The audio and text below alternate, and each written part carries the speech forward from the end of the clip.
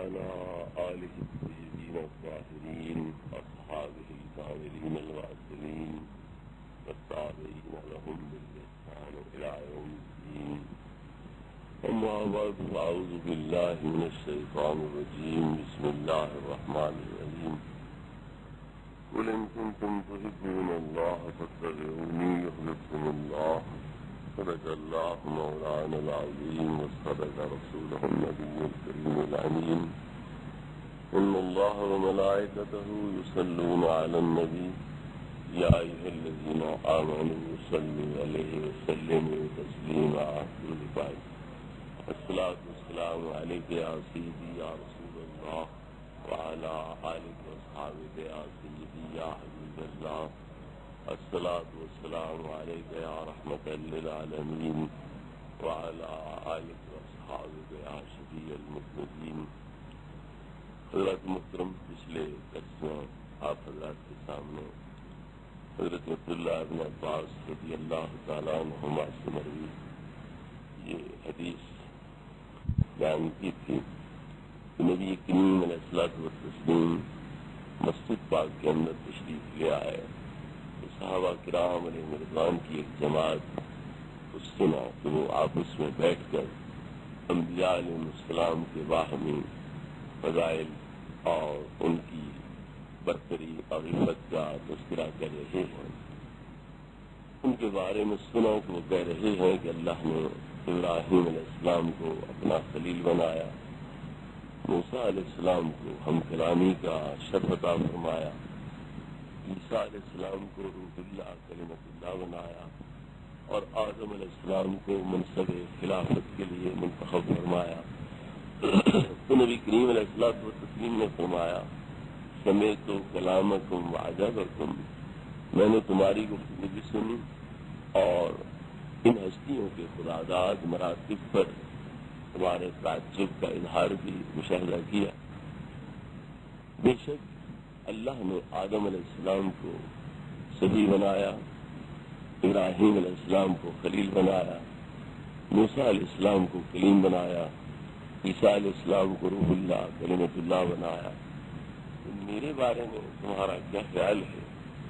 میرے بارے میں کیا سوچتے ہو؟ میں خود ہی تمہیں بتلا دوں. الا وانا حبیب اللہ ولا فخر.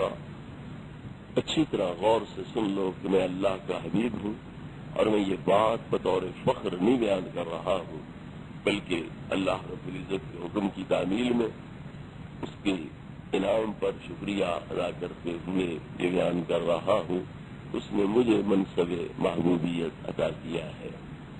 تو پچھلے درس میں خلیل اور حبیب کا فرق، کلیم اور حبیب کا فرق قدرے عرض کیا گیا. آج کی نشست میں اس کے ساتھ ساتھ حضرت عیسیٰ روح اللہ اور مقام محبوبیت کا فرق، حضرت آدم کے استفاء اور سرکار کی شان محبوبیت کا فرق وہ بھی عرض کیا جائے گا اور وقت میں وسعت ہوئی تو بقیہ مضمون کے بارے میں بھی عرض کیا جائے گا. حضرت آدم علیہ السلام کو اللہ رب العزت نے منصب خلافت کے لیے منتخب فرمایا. تو اس کے استفاء کے مقابل میں نبی کریم علیہ الصلوۃ والتسلیم نے اپنی شان محبوبیت کو ذکر کیا تو پتہ چلا کہ ان کا منصب خلافت اس اہمیت کا حامل نہیں ہے جتنا کہ نبی کریم علیہ الصلوۃ والتسلیم کی محبوبیت کا مقام اہم ہے. اور اس کی وجہ قرآن مجید نے واضح کر دی ہے کہ باقی تمام پیغمبران کرام پھیلی ہے، نائب ہے اور اصلی مقصودی پیغمبر اگر ہیں تو پیارے مصطفیٰ صلی اللہ تعالی علیہ وسلم ہے. اسی لیے ان سے روز اول یہ عہد لیا گیا کہ تمہاری نبوت رسالت اس وقت تک ہوگی جب تک یہ محبوب دنیا پہ ظاہر نہیں ہوتے. ثم جاءکم رسول مصدق لما معکم، جب یہ رسول گرامی جو تمہارے معجزات کی، کمالات کی، کتب سماویہ کی اور احکام شریعہ کی تصدیق کرنے والے جب یہ تمہارے پاس تشریف لے آئے تو لتؤمنن بہ ولتنصرنہ، تم ضرور پر ضرور ان پر ایمان بھی لاؤ گے اور ان کی امداد بھی کرو گے، ان کے دین کے سپاہی بھی بنو گے۔ اس سے یہ بات واضح ہو گئی کہ باقی تمام پیغمبران کرام علیہ السلام وہ تابع ہیں، پھیلی ہیں اور مقصود ہے تو پیارے مصطفیٰ صلی اللہ تعالی علیہ وسلم کہ اگر ان کی موجودگی میں آپ آئے تو امتی بننے کے پابند ہوئے تو پھر اصل نبوت آپ کی ہوئی۔ تو لہذا آدم علیہ السلام کا منصب خلافت پہ فائز ہونا وہ بجا ہے، لیکن وہی آدم علیہ السلام اس بات کے پابند ہے کہ اگر محبوب کریم علیہ السلام تمہاری موجودگی میں آئے تو تمہیں ان کی اتباع کرنا ہوگی، امتی بننا ہوگا اور ان کے دین کا سپاہی بننا ہوگا۔ تو پتہ چلا کہ ان کی خلافت وہ پھیلی ہے، اور اصلی خلافت اگر ہے تو وہ پیارے مصطفیٰ صلی اللہ علیہ وسلم کی ہے۔ اسی طرح آدم علیہ السلام کی خلافت وہ اپنی اولاد کے اندر رہی، ان کی نبوت اپنی اولاد، بیٹے پوتے پڑپوتے زیادہ سے زیادہ ان تک رہی۔ تو جو ان کی اپنی اولاد اور گھرانہ ہے وہ اس میں نبی ہیں، اس میں خلیفے ہیں۔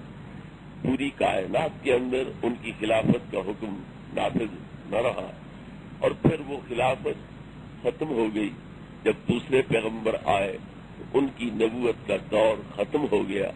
لیکن نبی کریم علیہ الصلوۃ والتسلیم کی خلافت وہ آسمانوں زمینوں میں ہے اور قیامت تک کے لیے ہے، بلکہ پہلے دور کے اندر بھی اصلی خلافت ہے تو پیارے مصطفیٰ صلی اللہ علیہ وسلم کی۔ امام سبکی علیہ رحمت نے یہاں پر بڑا پیارا نقطہ بیان کیا ہے اور سیوطی علیہ رحمت نے اسے نقل کیا ہے کہ اگر ایک بادشاہ اپنا ولی عہد نامزد کرے اور اراکین سلطنت کو بلا کر کے اپنی سلطنت کے وزراء کو، مشیروں کو اور جو اس کے نائبین ہیں ان کو بلا کر کے کہے یہ میرا ولی عہد اور قائم مقام ہے، تم ابھی اس کے ہاتھ پر بیعت کرو کہ میرے بعد تم اس کو بادشاہ تسلیم کرو گے، تو جب بیعت ہو جائے، اقرار ہو جائے تو وہ ان کے لیے تو اسی وقت سے بادشاہ بن گیا۔ تو اسی طرح جب اللہ رب العزت نے محبوب کریم علیہ الصلوۃ والتسلیم کے لیے پیغمبران کرام سے عہد لے لیا کہ ہم ان کی نبوت مانیں گے، ان کے دین کے سپاہی بنیں گے، اور انہوں نے خلوص قلب کے ساتھ اس کا اقرار کر لیا، تو وہ اسی دن سے پیارے مصطفیٰ صلی اللہ علیہ وسلم کے گویا امتی بن گئے، اور نبی پاک صاحب لولا صلی اللہ علیہ وسلم کی حکومت کو انہوں نے دل و جان کے ساتھ تسلیم کر لیا۔ تو گویا اس دور سے حقیقت نبی کریم علیہ الصلوۃ والتسلیم کی نبوت جاری ہے، چالو ہے، اور قیامت تک کے لیے محبوب کریم علیہ الصلوۃ والتسلیم کی حکومت اور نبوت رسالت قائم اور دائم رہے گی۔ تو اس لحاظ سے آدم علیہ السلام کی خلافت کو محبوب کریم علیہ الصلوۃ والتسلیم کے منصب اور مقام کے ساتھ کوئی نسبت اور برابری نہیں ہو سکتی۔ جب اللہ رب العزت نے آدم علیہ السلام کے پیدا کرنے کا اور ان کو منصب خلافت پہ فائز کرنے کا پروگرام ملائکہ کے سامنے ظاہر فرمایا، تو اس وقت اللہ رب العزت نے جو انداز اختیار کیا ہے کلام کا، بیان کا، وہ بھی اس بات کی واضح طور پر خبر دے رہا ہے کہ آدم مقصود نہیں ہے بلکہ مقصود ہے تو پیارے مصطفیٰ صلی اللہ علیہ وسلم کی شان محبوبیت کا اظہار ہوتا ہے۔ اللہ فرماتا ہے وَإِذْ قَالَ رَبُّكَ لِلْمَلَائِكَةِ إِنِّي جَاعِلٌ فِي الْأَرْضِ خَلِيفَةً، اے محبوب اس وقت کو یاد کرو جبکہ تمہارے رب نے فرشتوں سے فرمایا کہ میں زمین کے اندر خلیفہ بنانے لگا۔ پیدا حضرت آدم کو کیا جا رہا ہے، تاج خلافت ان کے سر پہ سجایا جانا ہے، مسجود ملائکہ ان کو بنایا جانا ہے، علمی دھاک ان کی بٹھائی جانی ہے۔ پھر اللہ اپنی ربوبیت کی اضافت حضرت آدم کی طرف کرتا اور فرماتا اس قال رب آدم، اس وقت کو یاد کرو جبکہ آدم کے رب نے فرشتوں سے کہا، تو آدم کی ربوبیت نہیں ذکر کی، نبی پاک کی ربوبیت ذکر کر کے یہ واضح کر دیا کہ آدم علیہ السلام تو پہلی ہے، اگر مقصود ہے تو پیارے مصطفیٰ صلی اللہ علیہ وسلم کا ظہور بھی مقصود ہے اور ان کی شان محبوبی کا اظہار بھی مقصود ہے۔ یہی بات حدیث پاک نے واضح کر دی، انما خلقت الدنیا واہلہا لأعرفه منزلتك وکرامتك عندي، اے محبوب میں نے دنیا اور دنیا والوں کو پیدا اس لیے کیا ہے تاکہ میں ان پر تمہاری شان محبوبی اور تمہارا تقرب اور تمہاری جو عظمت شان ہے وہ ان پہ اجاگر اور ظاہر کروں، اور پھر قیامت کے دن سب کو روک کے حساب و کتاب کے لیے جمع کر کے پھر روک کے 50,000 سال کا دن بنا کے بالآخر نبی کریم علیہ السلام کے ذریعے سب کی شفاعت اور سب کے جنت میں داخلے کا انتظام اہتمام فرما کر یہ بات واضح کر دی کہ اللہ رب العزت واقعتاً شان محبوبی ہی آپ کی ظاہر کرنا چاہتا تھا، فقط اتنا سبب ہے انہیں آدھے بزم معاشر میں کہ ان کی شان محبوبی دکھائی جانے والی ہے، جس کی تفصیل میں بعد میں عرض کروں گا۔ تو اس طرح آدم علیہ السلام پر بھی یہ سرکار کی شان افضل و اعلیٰ ثابت ہوئی۔ اسی طرح آدم علیہ السلام کے لیے ایک وقت ملائکہ کی طرف سے سجود کا اہتمام کیا گیا اور انہیں حکم دیا گیا اسجدوا لآدم، لیکن نبی کریم علیہ السلام کے لیے ہر وقت اور ہمیشہ کے لیے وہ درود بھیجنے کے پابند کر دیے گئے ہیں۔ ان اللہ وملائکتہ یصلون علی النبی، وہ محبوب کریم علیہ السلام کی ذات پاک پر ہر وقت درود بھیجتے رہتے ہیں۔ ایک وقت جبین نیاز ٹیک لینے کی نسبت لاکھوں کروڑوں سال کی زندگی میں ہر وقت نبی کریم علیہ الصلوۃ والتسلیم کی حمد و ثنا میں مصروف رہنا اور غلامی اور اطاعت کے اندر مصروف رہنا ایک بہت بڑی خدمت ہے اور نبی کریم علیہ الصلوۃ والتسلیم کے لیے ایک بہت بڑا اعزاز ہے۔ اسی طرح علماء کرام فرماتے ہیں کہ جو آدم علیہ السلام کو سجدہ کیا گیا تو بظاہر قبلہ سجود تو حضرت آدم تھے، لیکن چونکہ ان کے پاک مجسمہ کے اندر نبی کریم علیہ الصلوۃ والتسلیم کے نور پاک کا ظہور تھا، اس لیے سجدہ اصل آپ کے نور کو کرایا گیا۔ تو اس سے بھی آدم علیہ السلام کا طفیلی ہونا اور محبوب کریم علیہ الصلوۃ والتسلیم کا مقصودی ہونا وہ کھل کر کے سامنے آتا۔ پھر آدم علیہ السلام کی اپنی ندا و پکار کو اگر دیکھا جائے، علامہ سید محمود آلوسی روح البانی میں فرماتے ہیں کہ جب وہ نبی کریم علیہ السلام کو یاد کرتے تھے تو کیا کہتے تھے؟ یبنی صورتن بابی مانن، اے وہ ذات جو بظاہر میری اولاد میں سے ہو لیکن حقیقتاً میرے اصل اور میری بنیاد ہو۔ تو نبی کریم علیہ الصلوۃ والتسلیم کے بارے میں وہ خود اس بات کے معترف ہیں کہ اگر آپ نہ ہوتے تو میں کہاں ہوتا، میں اگر موجود ہوا ان کے طفیل موجود ہوا، اس لیے کہا ظاہر میں میرے نقل، حقیقت میں میرے اصل، اس گل کی یاد میں یہ صدا البشر کی ہے۔ اور طبرانی کی حدیث جو حضرت سیدنا عمر فاروق رضی اللہ عنہ سے مروی ہے وہ بھی اسی بات کی شاہد ہے، اور انجیل برنواس کی آیات مقدسہ میں بھی اسی بات کی شاہد ہے۔ حضرت آدم علیہ السلام میں جب روح پھونکا گیا اور وہ اٹھ کھڑے ہوئے، اللہ رب العزت کی کائنات کا مشاہدہ کرنے لگے، جب نظر بلندیوں کی طرف اٹھی تو آسمانوں کی بلندیوں پر جہاں لا الہ الا اللہ لکھا ہوا دیکھا، ساتھ ہی محمد رسول اللہ لکھا ہوا نظر آیا۔ اب کی خدایا یہ محمد رسول اللہ کے کیا معنی، یہ کون ہے؟ اللہ نے فرمایا یہ تیرا ہی بیٹا ہے جو اس وقت کے بہت عرصہ بعد دنیا پر ظاہر ہوگا، اور میں تو اس سے سچ کہتا ہوں اگر میں انہیں پیدا نہ کرتا تو کائنات کی کوئی شے پیدا نہ کرتا، اور میں نے ان کی روح کو کائنات کی ہر چیز سے 60,000 سال پہلے پیدا کر کے آسمانی روشنی میں رکھا۔ تو اس میں یہ بات واضح طور پر آ گئی کہ اللہ رب العزت نے اگر آدم علیہ السلام کو بھی پیدا کیا اور باقی مخلوق کو بھی شرف تخلیق بخشا ہے تو نبی کریم علیہ الصلوۃ والتسلیم کے طفیل اور آپ کی خاطر آپ کے توسل سے سب کو خلعت وجود عطا کی۔ اسی طرح طبرانی کی روایت میں ہے کہ آدم علیہ الصلوۃ والسلام نے اللہ رب العزت سے عرض کیا اللہم اغفر لی بحق محمد صلی اللہ علیہ وسلم، اے اللہ محبوب کریم علیہ السلام کے صدقے میں مجھے بخش دے۔ اللہ نے فرمایا اب بخش تو دیے گئے تو تمہاری بخشش تو ہو گئی یقینی، لیکن یہ بتلاؤ تمہیں یہ سلیقہ، یہ طریقہ، یہ ڈھنگ، یہ جو انداز ہے، یہ کس نے سکھلایا، کس نے بتلایا؟ عرض کی جس وقت تو نے میرے اندر روح پھونکی، میری آنکھ کھلی اور تیرے عشق کے کنارے کی طرف دیکھا تو جہاں لا الہ الا اللہ لکھا نظر آیا، ساتھ ہی محمد رسول اللہ لکھا نظر آیا، اس دن سے میں نے اس بات کا یقین کر لیا کہ اگر اللہ کی ساری مخلوق میں سے کوئی پیاری ذات اللہ کو ہے تو وہ محمد رسول اللہ کی ہے، جن کے نام نامی کو اللہ نے اپنے نام مقدس کے ساتھ اور ان کے منصب رسالت کا اعلان اپنے منصب الوہیت کے ساتھ کر رکھا ہے، یہی ذات سب سے پیاری ذات ہے، اس لیے میں نے ان کا وسیلہ تیری بارگاہ میں پیش کیا۔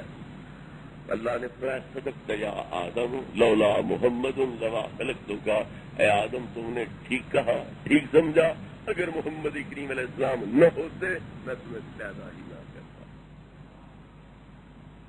میرے طالب علم بھائی اس بات کو ذرا اچھی طرح ذہن نشین کریں کہ لولا کس لیے آتا ہے؟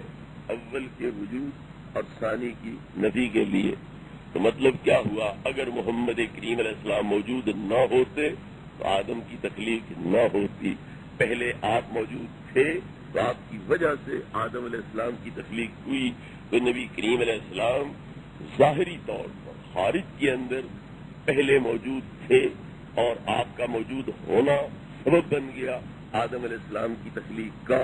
اس حدیث پاک سے بھی یہ بات واضح ہوتی ہے کہ حقیقت محمدیہ علی صاحب الصلاۃ والسلام پہلے جلوہ گر تھی، اور آدم علیہ السلام کو اگر خلعت وجود نصیب ہوئی ہے تو پیارے مصطفیٰ صلی اللہ علیہ وسلم کے طفیل نصیب ہوئی۔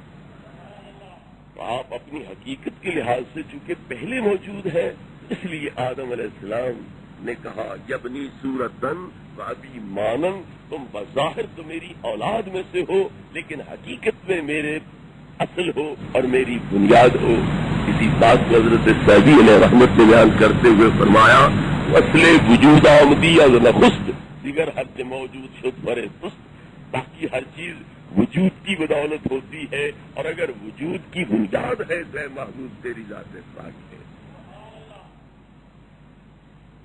انجیل کی روایت کا ترجمہ عرض کر لوں۔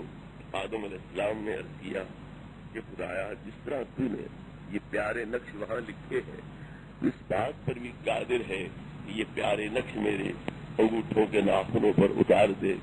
اللہ رب العزت نے لا الہ الا اللہ کا نقش دائیں انگوٹھے کے ناخن پر اور محمد رسول اللہ کا نقش بائیں انگوٹھے کے ناخن پر اتارا، وہ نوری تحریر یہاں منتقل ہوئی۔ تو آدم علیہ السلام نے پھر کیا کیا؟ انجیل کہتی ہے تب پہلے انسان نے شفقت فطری کے ساتھ اپنے دونوں انگوٹھوں کے ناخنوں کو چوما، آنکھوں سے ملا اور کہا اے بیٹے مبارک ہے وہ وقت جب کہ تو دنیا پر ظاہر ہوگا۔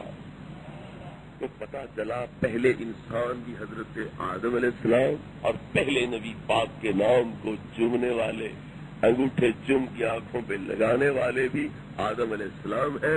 تو جتنی انسانیت کی تاریخ پرانی ہے اتنا ہی نبی کریم علیہ السلام کے نام پر انگوٹھے چوم کر آنکھوں سے لگانے کی تاریخ پرانی۔ تو اسے بدعت کہنا یہ غلط ہے، لغو اور باطل ہے، اور آخری پیغمبر محبوب کریم علیہ السلام کا فرمان بھی کیا ہے؟ جو اذان کے اندر انگوٹھے چوم کی آنکھوں سے لگائے گا اکون لہو قائدن یوم القیامہ، قیامت کے دن اس کا بازو پکڑ کر کے اسے اپنے ساتھ جنت میں لے جاؤں گا۔ تو پہلے نبی کا عمل وہ ہے اور آخر الزمان پیغمبر کا ارشاد یہ ہے، اور پہلا خلیفہ انبیاء میں حضرت آدم، اور پہلا خلیفہ نبی کریم علیہ السلام کی امت میں حضرت صدیق، اور یہ حضرت صدیق کا بھی عمل ہے کہ وہ انگوٹھے چوم کی آنکھوں سے لگاتے تھے۔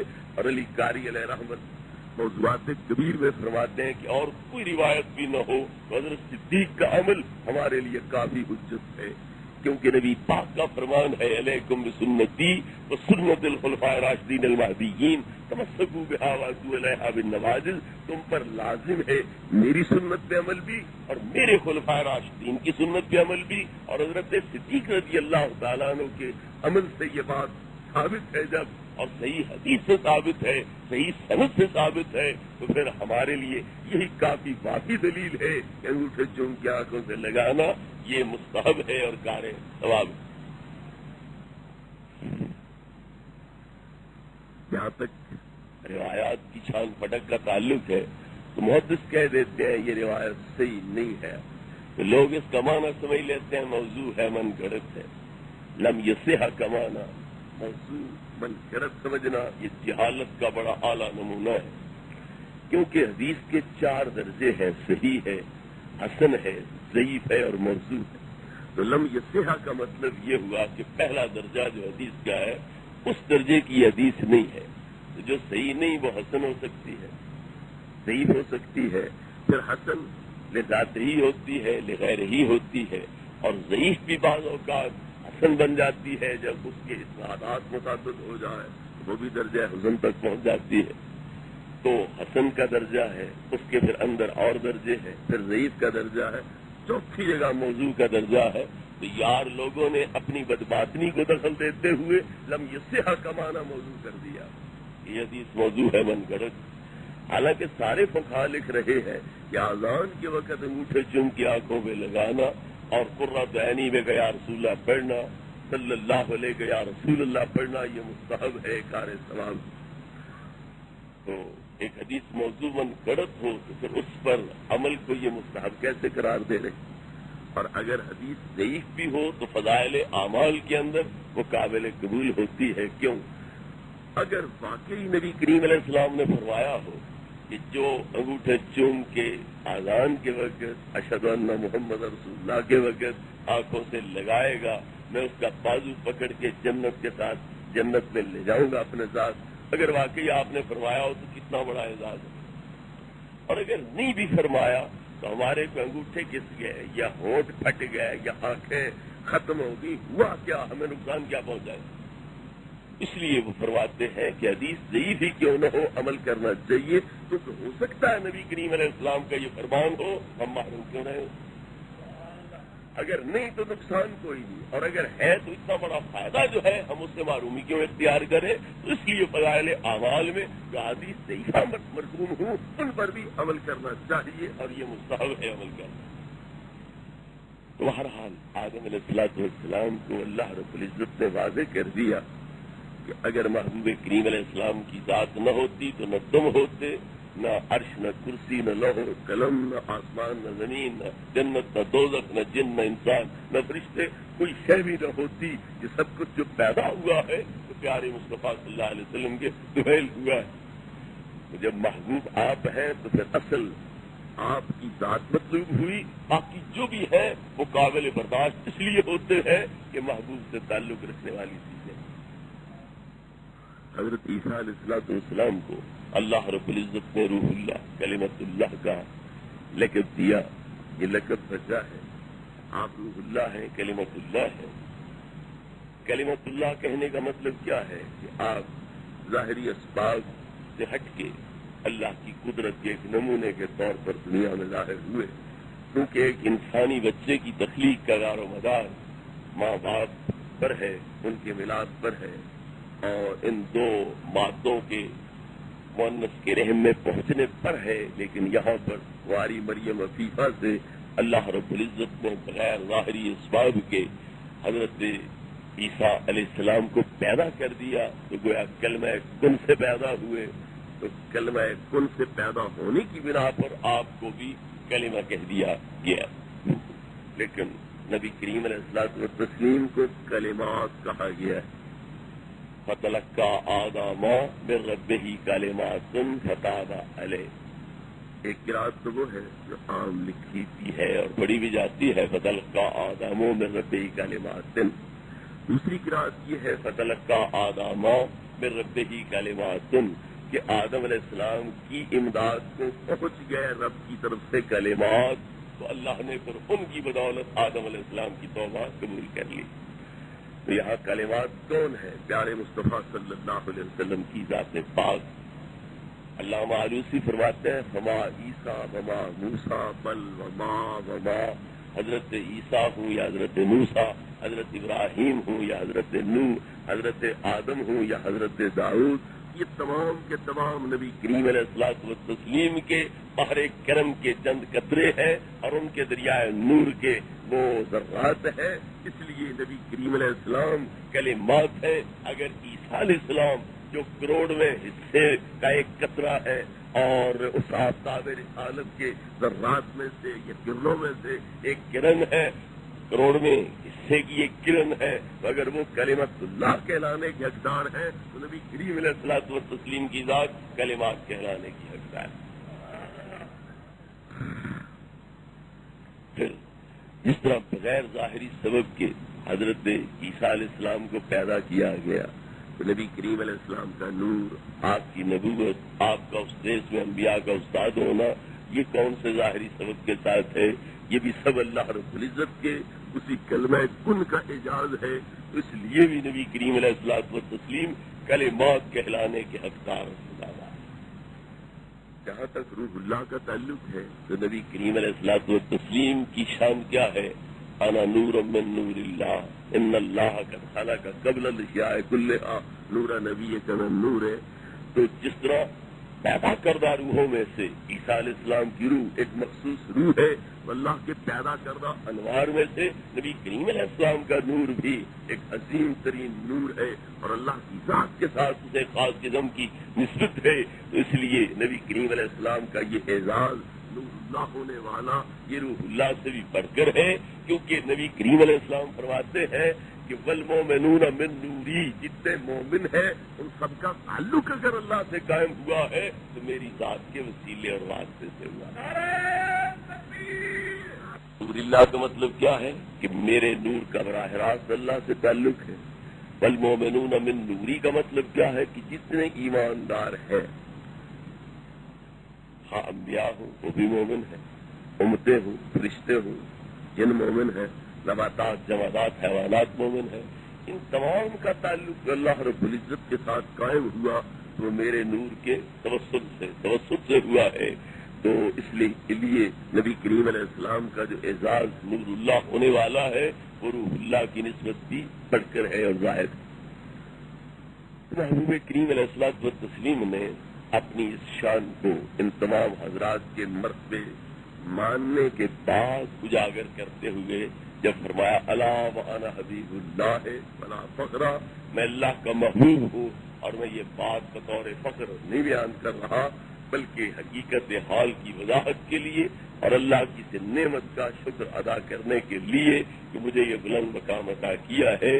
تو پھر آپ نے اپنی اس شان کو خلیل والی وصف پر، کلیم والی وصف پر، روح اللہ کلمت اللہ والی وصف پر اور صفی اللہ ہونے والی وصف پر فضیلت دی، فوقیت دی، اور یہی ہمارا عقیدہ اور نظریہ ہے اور اسی پر کتاب و سنت کے دلائل دلالت فرماتے.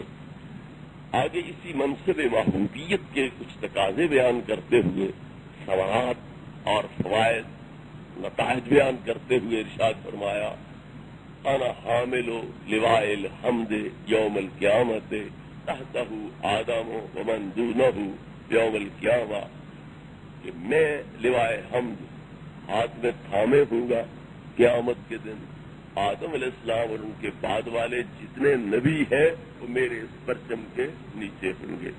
بلا فخرا، اور یہ بات بھی بطور فخر میں بیان نہیں کر رہا ہوں بلکہ حقیقت حال کے اظہار کے طور پر یہ بیان کر رہا ہوں.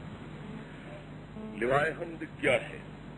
حمدوں کی بدولت حاصل ہونے والا نور جو ایک پرچم کی صورت میں نبی کریم علیہ الصلوۃ والتسلیم کے ہاتھ میں تھما دیا جائے گا. آپ کے ہاتھ میں کیوں دیا جائے گا؟ حمد تو حضرت آدم بھی کرتے رہے، حضرت نوح بھی، حضرت موسیٰ بھی، حضرت عیسیٰ بھی، حضرت ابراہیم بھی اور حضرت داؤد، زکریا، سارے حضرات کرتے رہے، کراتے رہے. فرشتے ہر وقت حمد کرتے ہیں، نحن نسبح بحمدک ونقدس لک. انہیں اسی بات پر ناز ہے کہ ہم ہر وقت تیری حمد تسبیح بیان کرتے ہیں، تیری تقدیس بیان کرتے ہیں. پھر باقیوں کے ہاتھ میں یہ پرچم حمد والا اور نور سمیٹ کے حمد والا کیوں نہیں دیا گیا؟ اس لیے کہ اگر فرشتے حمد کرتے تھے تو ان کو بھی حمد کرنے کا طریقہ اور سلیقہ سکھلایا تو پیارے مصطفیٰ صلی اللہ علیہ وسلم نے. شفا شریف میں حضرت عبداللہ بن عباس رضی اللہ عنہ سے حدیث ہے کانت روحہ نورا بین یدی ربہ قبل ان یخلق آدم بألف سنۃ کان ذلک النور یسبح وتسبح الملائکۃ بتسبیحہ. آدم علیہ السلام کی تخلیق سے 2000 سال پہلے نبی کریم علیہ السلام کی روح پاک اللہ رب العزت کے حضور ایک نور کی صورت میں موجود تھی. وہ نور آپ کا تسبیح کہتا تھا تو فرشتے اس کی ابتدا کے اندر تسبیح کہا کرتے تھے, سبحان اللہ کہا کرتے تھے. تو پتہ چلا فرشتوں کو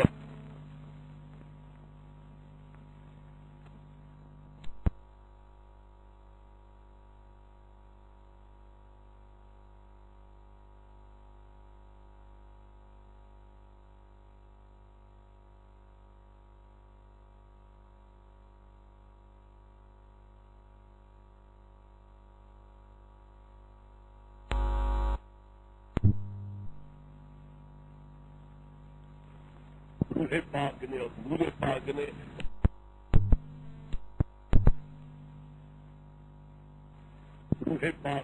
نور پاک نے آپ ان کے مقتدا بنے اور ان کے اس بارے میں مرشد اور رہنما بنے.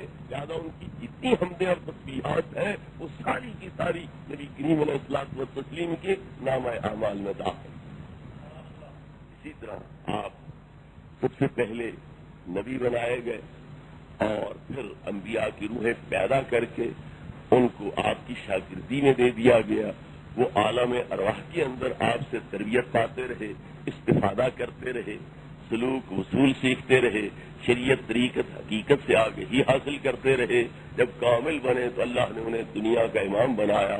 تو لہذا جتنی حمدیں انہوں نے کی ہے یا امتوں سے کرائی ہے وہ بھی ساری کی ساری نبی کریم علیہ السلام کے نامہ اعمال میں درج ہو گئی. پھر آپ نے جو خود حمد کی اپنی امت سے کرائی یہ بھی آپ کے نامہ اعمال میں درج ہوئی.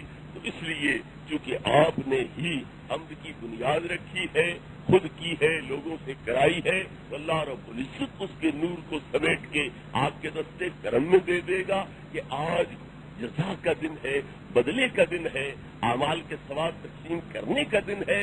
جس طرح حمد شروع کرائی تم نے ہے آج اس کا ثواب بھی تم ہی تقسیم کرو اور یہ نور حمد والا بھی تم ہی بانٹو. تو محبوب کریم علیہ الصلوۃ والتسلیم یہ نور کس طرح پر بانٹیں گے, کس طرح پر تقسیم کریں گے. صوفیاء کرام نے, اہل باطن نے, اولیاء کرام نے اس کی کیفیت بیان کی ہے. اور چونکہ یہ وہ لوگ ہیں جو ماضی اور مستقبل کو حال کے آئینہ میں آنکھوں سے مشاہدہ کر کے بتلانے والے لوگ ہیں, اس لیے ان کی بات بڑی وزنی ہوتی ہے. آنکھ غافل نیز تضحک یک نفس ماضی و مستقبل حالت تو بس. جو ایک لمحہ کے لیے اللہ کی یاد سے غافل نہ ہوں تو ماضی بھی ان کے لیے حال بن جاتی ہے اور مستقبل بھی ان کے لیے حال بن جاتا ہے. تو گویا قیامت کا وہ منظر دیکھ کر نبی پاک کے دستے کرم میں وہ لواء الحمد دیکھ کر اور سب نبیوں کی اور ولیوں کی اور امتوں کی قیادت جنت کی طرف کرتے ہوئے دیکھ کر کے وہ بیان کر رہے ہیں کہ یہ آقا کس شان کے ساتھ لواء الحمد تھامے ہوئے جنت کی طرف خود بھی رواں دواں ہوں گے اور نبی امتوں کو بھی لے کر چلیں گے. فرماتے ہیں کہ لواء الحمد سے نور پھوٹے گا, دائیں جانب انبیاء کی قطار ہوگی, بائیں جانب جو ارباب سلسلہ مرشد ولی ہیں ان کی قطار ہوگی. ہر نبی کے ہاتھ میں پرچم ہوگا, ہر ولی اور مرشد کے ہاتھ میں پرچم ہوگا, لیکن نہ نبیوں کے پرچموں میں نور ہوگا نہ ولیوں کے پرچموں میں نور ہوگا. یہ خالی ہوں گے. نبی کریم علیہ الصلوۃ والتسلیم کے لواء الحمد کا عکس و پرتو ان پر پڑے گا, یہ منور اور روشن ہو جائیں گے. جس طرح سورج کا عکس اور پرتو چاند پہ پڑتا ہے تو وہ مکمل آب و تاب کے ساتھ چمکتا ہے اور اس زمین کو بکہ نور بناتا ہے. اسی طرح نبی کریم علیہ الصلوۃ والتسلیم کا لواء الحمد آفتاب کی طرح شعائیں پھیلائے گا, کرنیں بکھیرے گا اور انبیاء کے پرچم, اولیاء اور مرشدوں کے پرچم اس سے جگمگا اٹھیں گے. اور پھر ادھر انبیاء کی امتیں, ادھر ولیوں کے مریدین جو ہے وہ ان پرچموں کے نور کے نیچے چلتے ہوئے جنت کی طرف جائیں گے. اور اسی حقیقت کو بیان کرتے ہوئے امام اہل سنت نے فرمایا تیرے ہی ماتھے رہا اے جان چہرہ نور کا، وقت جاگا نور کا، چمکا ستارہ نور کا.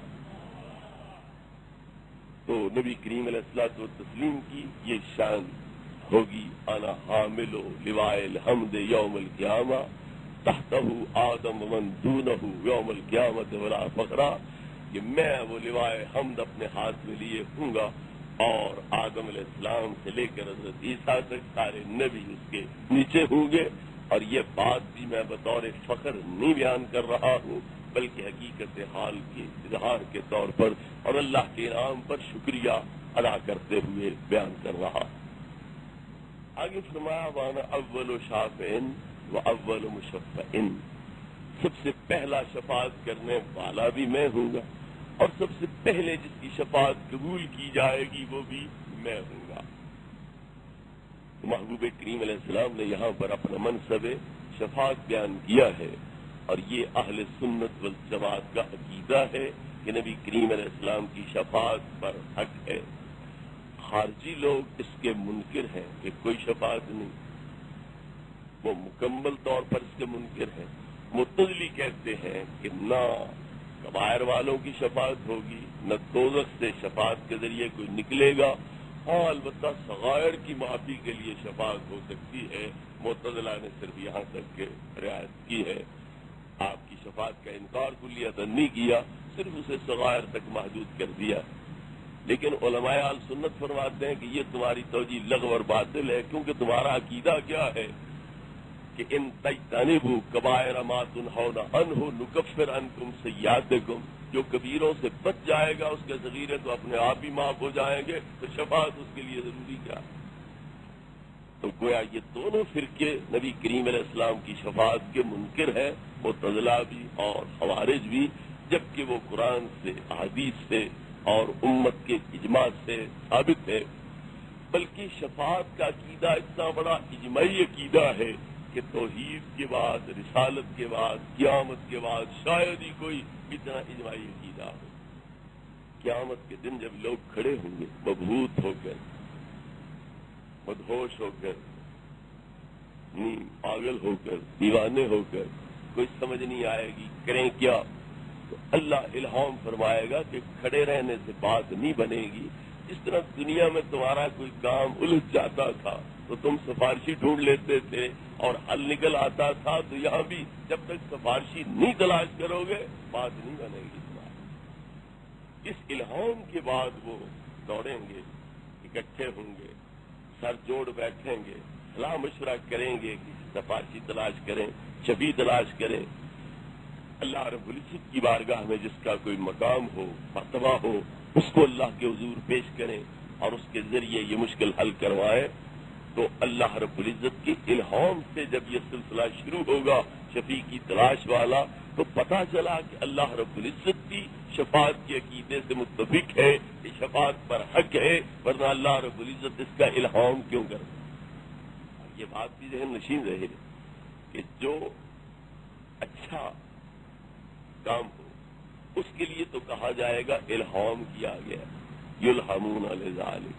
مگر برا کام ہو تو کیا کہا جائے گا؟ ان کے دل میں وسوسہ ڈالا گیا، اسے وسوسے سے تعبیر کیا جائے گا. محاورات یہ ہے، الہام عرفی معنی میں جب ہوگا تو اس کے مقابل وسوسہ عرفی طور پر استعمال ہوگا.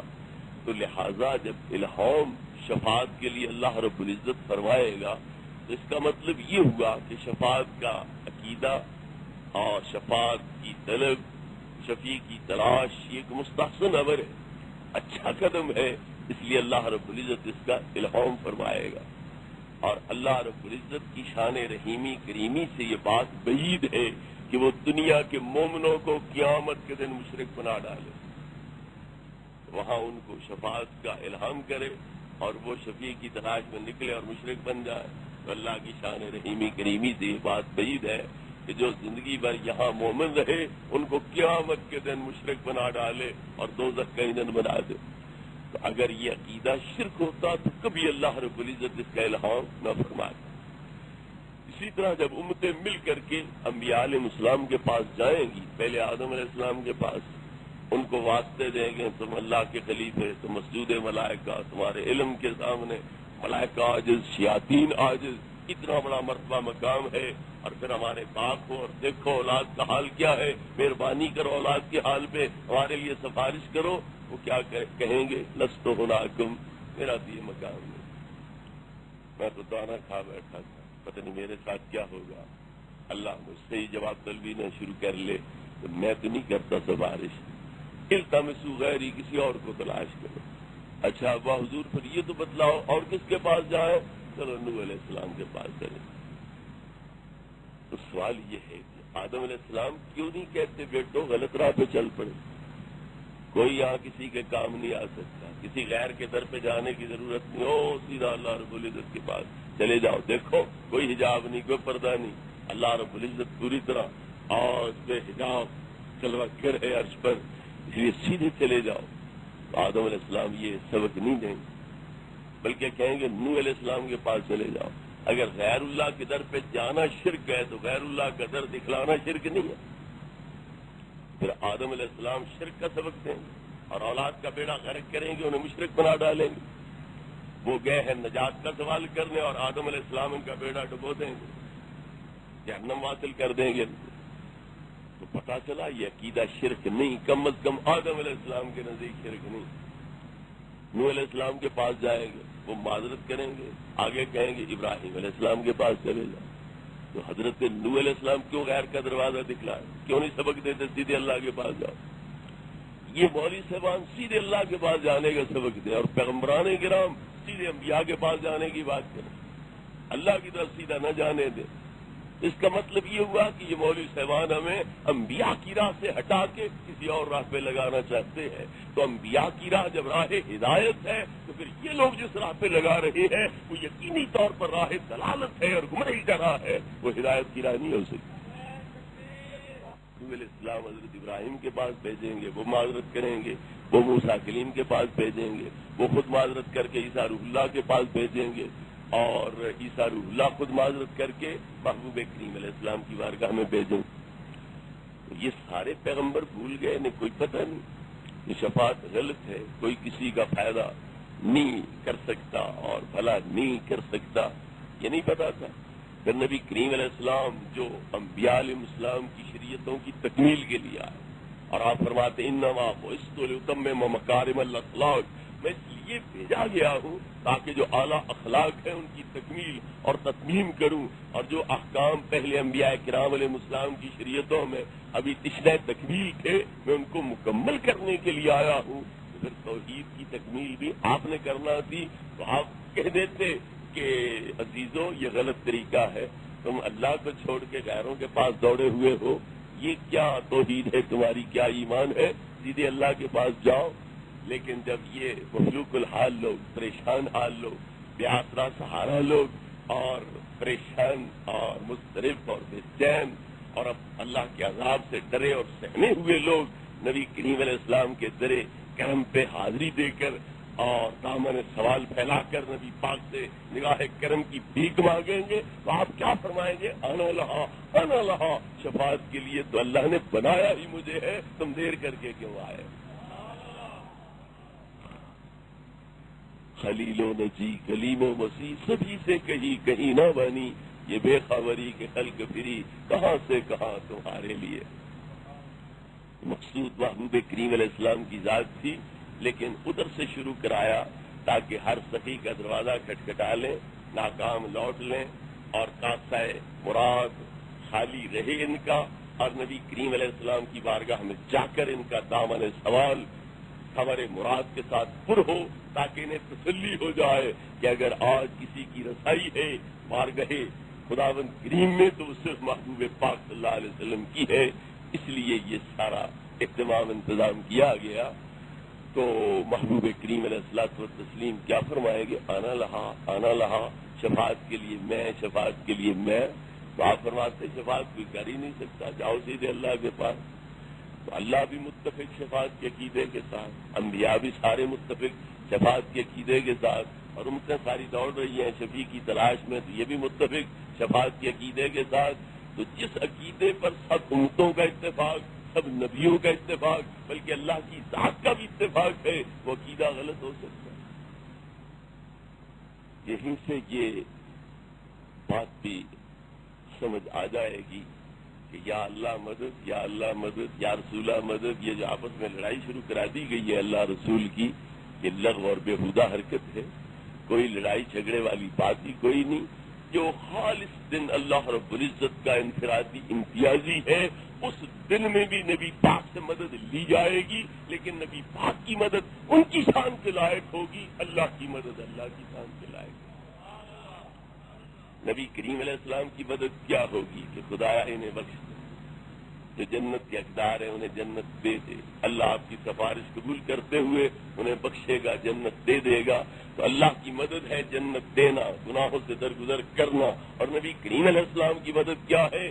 ان کی جنت کا استحقاق جو ہے اس کے بارے میں عرض کرنا اور ان کے لیے عفو درگزر کا مطالبہ کرنا. یہ نبی کریم علیہ السلام کی مدد ہے. تو آپ کی مدد آپ کی شان کے لائق، اللہ کی مدد اللہ کی شان کے لائق. جو مدد نبی کریم فرما رہے ہیں وہ اللہ سے نہیں لے سکتے، جو اللہ فرما رہا ہے وہ نبی پاک سے نہیں لے سکتے. اب اللہ سے کہیں کہ سفارش کر کسی کو ہماری بخشش ہو جائے، تو یہ کہنے والا بندہ بے ایمان نہیں ہوگا کہ تو کسی سے سفارش کر، شفاعت کر، ہماری بخشش ہو جائے. تو ایسا کہنے والا کیا ایمان سے ہاتھ نہیں دھو بیٹھے گا؟ کوئی اللہ رب العزت سے کہے کہ کسی کو کہے کہ ہمیں جنت دے، ہمیں جنت میں داخل کرے، تو کیا یہ ظلم زیادتی نہیں ہوگی؟ بڑے افسوس کی بات ہے جو لوگ اللہ سے مددگار بندے مانگے وہ تو مومن موحد، اور جو اللہ کے بندوں سے اللہ رب العزت کی امداد کی اپیل کروائے وہ مشرک ہو. شیر احمد صاحب گنگوہی کے مرثیہ میں کیا کہا گیا ہے؟ حوائج دین و دنیا کے کہاں لے جائیں ہم یا رب. اللہ سے پوچھا جا رہا ہے کہ اور جگہ بتلا جہاں ہم دینی دنیاوی حاجتیں لے کر حاضر ہوں، وہ جگہ بتلا. حوائج دین و دنیا کے کہاں لے جائیں ہم یا رب. یا وہ قبلہ حاجات روحانی و جسمانی، ہمارا پہلا قبلہ حاجات جو تھا جسمانی روحانی حاجات پوری کرنے کا، وہ تو غائب ہو گیا. اب بدلا کہ ہم اپنی حاجتیں کس کے پاس لے جائیں. جو اللہ سے حاجت روا بندہ مانگے وہ تو ہو گئے مومن موحد، اور جو اللہ کے مقبول بندوں سے اللہ رب العزت کے لیے حاجت روائی اور مشکل کشائی کی درخواست کروائے ان سے کہ تم دعا کرو اللہ ہماری حاجتیں پوری کر دے، وہ مشرک ہو گئے. تو کتنی الٹی گنگا یہاں بہ رہی ہے اور کتنا الٹا مفہوم جو ہے وہ ادا کیا جا رہا ہے. تو نبی کریم علیہ السلام کو ہم شفیع مانتے ہیں. اللہ رب العزت کی بارگاہ میں حقیقی مشکل کشا آپ ہوتے، حقیقی حاجت روا آپ ہوتے، شفاعت کا کیا مطلب؟ اللہ کو تو نہیں کہتے وہ نبی پاک کی بارگاہ میں شفیع ہوگا. اللہ رب العزت آپ حاجتیں پوری کرے گا، مشکل کشائی کرے گا، اور نبی کریم علیہ السلام اللہ سے کروائیں گے. تو جھگڑے کی بات کیا ہے؟ حاجت روا وہ ہے، مشکل کشا وہ ہے، اور اس سے حاجت روائی کروانے والے یہ ہے، مشکل کشائی کروانے والے یہ ہے. کیا جھگڑے کی بات ہے؟ حضرات محترم، نبی کریم علیہ الصلوۃ والتسلیم نے یہاں دنیا پر واضح کر دیا، انا اول شافعٍ و اول مشفعٍ، سب سے پہلا شفاعت کرنے والا بھی میں ہوں گا اور جس کی قبول ہوگی شفاعت وہ بھی میں ہوں گا. اتنا دعویٰ تو کیا جا سکتا ہے کہ میں شفاعت کروں گا، لیکن قبول بھی ہوگی اس کی گارنٹی کیا ہوتی ہے؟ لوگ ووٹ دیتے ہیں، کسی کو MP بناتے ہیں، کسی کو MLA بناتے ہیں، پھر وہ وزیر بن جاتے ہیں، وزیر اعظم بن جاتے ہیں. تو وہ سفارش تو کر سکتے ہیں، چھوٹے ممبر صاحبان وزیروں کے پاس، وزیر اعظم کے پاس سفارش تو کر سکتے ہیں، مگر گارنٹی تو نہیں دے سکتے کہ ضرور کروا بھی لیں گے. اس کی ضمانت تو نہیں ہو سکتی. لیکن یہ نبی کریم علیہ السلام کی ذات پاک ہے جو ضمانت دے رہی ہے کہ سب سے پہلے شفاعت کرنے والا بھی میں ہوں گا، اور جس کی شفاعت قبول ہوگی وہ بھی میری ذات پاک ہے. حضرت گرامی، نبی کریم علیہ الصلوۃ والتسلیم نے شفاعت کے لیے یہیں سے انتظام کیا ہوا ہے. آپ کو اللہ نے 3 دعائیں مانگنے کا حق دیا. 2 دعائیں آپ نے یہاں استعمال فرما لی اور تیسری دعا آپ نے بچا کے رکھ لی. جو دعائیں مانگی وہ کیا ہے؟ اللہم اغفر لامتی، اللہم اغفر لامتی، خدایا میری امت کے کبیرے گناہ معاف کر، خدایا میری امت کے صغیرے گناہ معاف کر. یہ 2 دعائیں یہاں استعمال کر لیں. تیسری دعا جس کی ضمانت اللہ کی طرف سے ہے، قبولیت کی ضمانت ہے، اس کو بچا کے رکھ لیا. کیوں؟ اخرت الثالثۃ لیوم یرغب الی الخلق کلہم حتی ابراہیم. میں نے تیسری دعا اس دن کے لیے بچا رکھی ہے جب اللہ کی ساری مخلوق میرے در سے سوالی بن کے آئے گی، سارے نبی سوالی بن کے آئیں گے، حتیٰ کہ ابراہیم خلیل اللہ سوالی بن کے آئیں گے. میں نے تیسری دعا اس دن کے لیے بچا رکھی.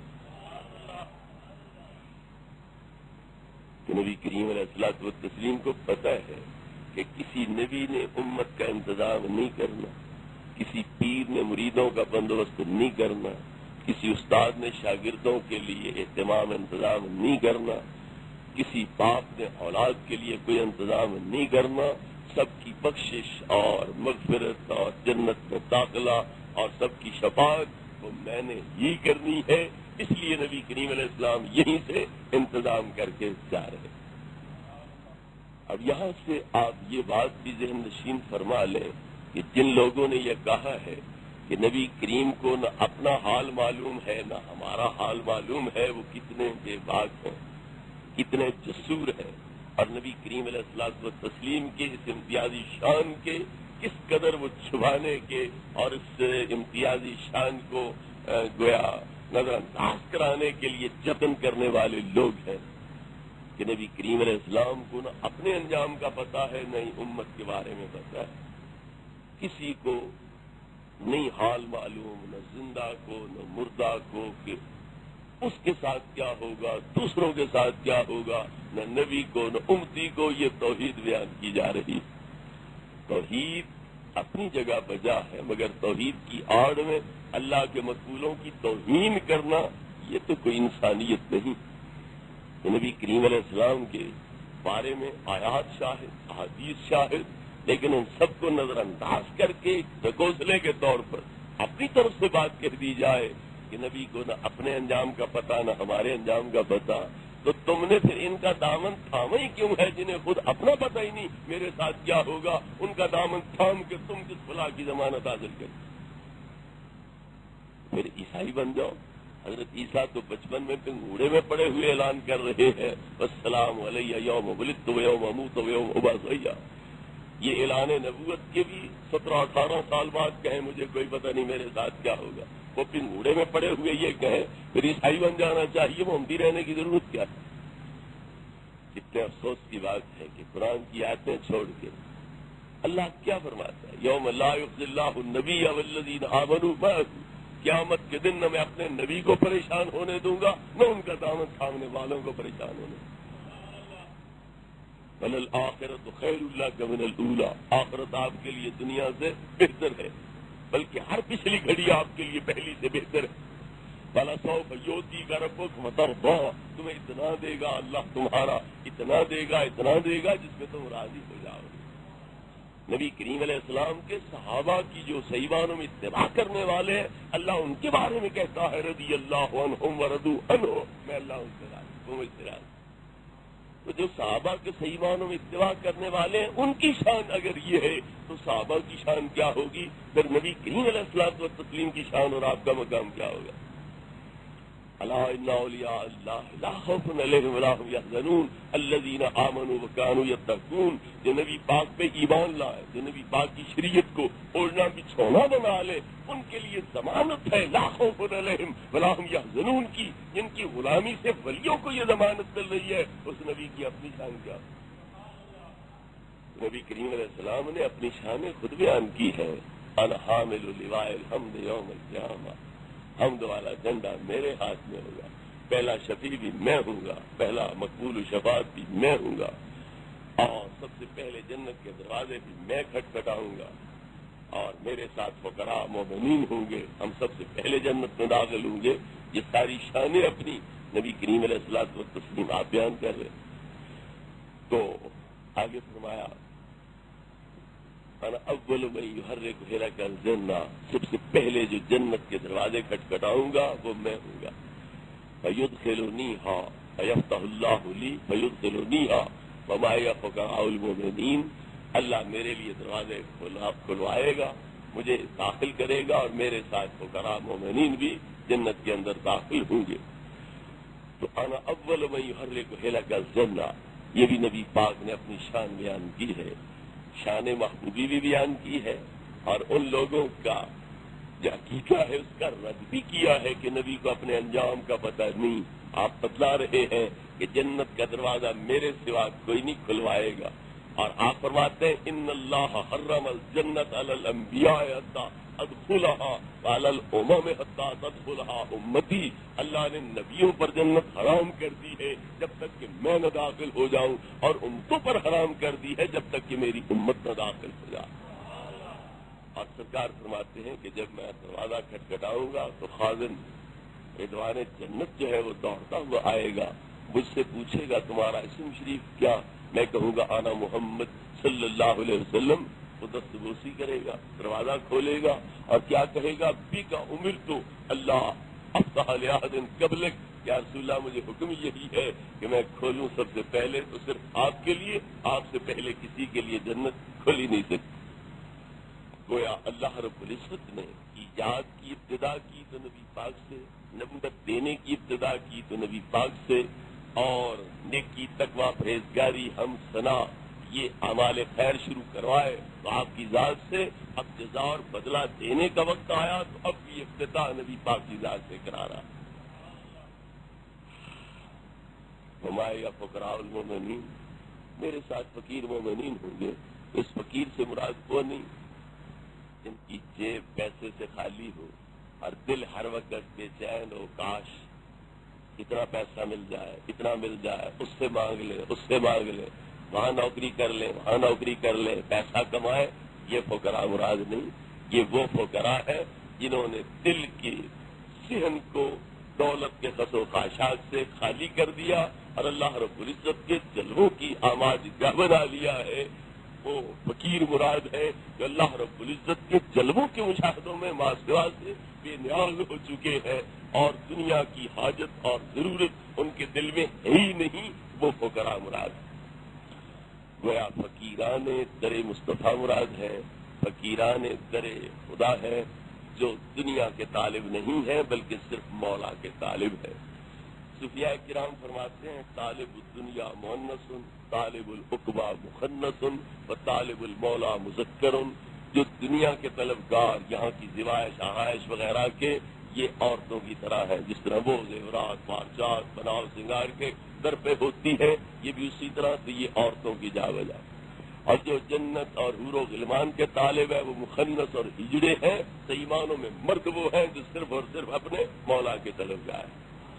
تو یہاں فقراء سے وہ مردان حق آگاہ مراد ہے جو صرف مولا کی طلب اور مولا کی حاجت دل میں رکھتے ہیں اور کسی کی حاجت دل میں نہیں رکھتے. وانا اکرم الاولین والآخرین علی اللہ ولا فخرا، میں سب اگلوں پچھلوں سے اللہ رب العزت کے ہاں سب سے بڑا عزت والا ہوں. اور میں یہ بات بطور فخر نہیں بیان کر رہا بلکہ اللہ کی نعمت کے اوپر شکر ادا کرتے ہوئے اور اس کے حکم کی تعمیل کرتے ہوئے یہ بیان کر رہا. تو نبی کریم علیہ السلام فرماتے ہیں میں سب سے زیادہ عزت والا ہوں. اور یہ بات واضح ہے کہ عرش خدا کے دائیں پہلو پر وزارت عظمیٰ کی کرسی ہوگی تو آپ کے لیے، شفاعت کبریٰ کا مقام ہوگا تو آپ کے لیے، اور تمام نبیوں کی سفارش شفاعت کریں گے تو آپ ان کو جنت لے کے دیں گے تو آپ ان کو امتوں کی شفاعت کا حق لے کے دیں گے تو آپ. تو جب آپ ہی سب کے اللہ رب العزت کے اذن سے ان مشکلوں کے حل کروانے والے، حاجات کے پورا کرانے والے ہیں تو پھر سب کی نظروں میں آپ معزز، مکرم اور انتہائی پیارے اور انتہائی محبوب ٹھہریں گے. اس لیے فرمایا اکرم الاولین والآخرین، میں سب سے زیادہ عزت والا ہوں. اب آپ سوچیں کہ جس ہستی کو اللہ رب العزت نے توحید پھیلانے کے لیے بھیجا، شرک مٹانے کے لیے بھیجا، وہ تو کہہ رہے ہیں میں سب سے بڑا عزت والا ہوں، اور جو خود توحید کے مدعی بن بیٹھے ہیں وہ کہتے ہیں نبی ولی اور اللہ کی بڑی مخلوق ہو یا چھوٹی، وہ اللہ کی شان کے آگے چمار سے ذلیل ہیں۔ ادھر توحید کا تقاضا اس طرح پورا کیا جا رہا ہے کہ دوسروں کو ذلیل ثابت کرو، اور نبی کریم علیہ الصلوۃ والتسلیم کی طرف سے اللہ رب العزت کی عظمت کا اظہار اس رنگ میں کیا جا رہا ہے کہ اللہ نے مجھے یہ مرتبے دیے ہیں، ساری مخلوق پر بلندی عطا کی ہے، اور سب سے زیادہ عزت کرامت اور بزرگی والا مجھ کو بنایا ہے۔ تو اس سے پتہ چلتا ہے کہ ان لوگوں کی توحید وہ توحید نہیں ہے، توحید کی آڑ میں توہین مقصود ہے۔ اصل توحید یہ ہے کہ انبیاء کے مرتبے بیان کرو، شانیں بیان کرو، اور پھر یہ بیان کرو کہ جو کچھ ان کے پاس ہے وہ اللہ کی عطا ہے۔